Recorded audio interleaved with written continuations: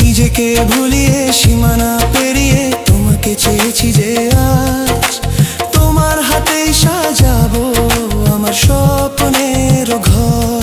আমি তোমার প্রেমে পড়ে দুনিয়া ভুলে গেছি।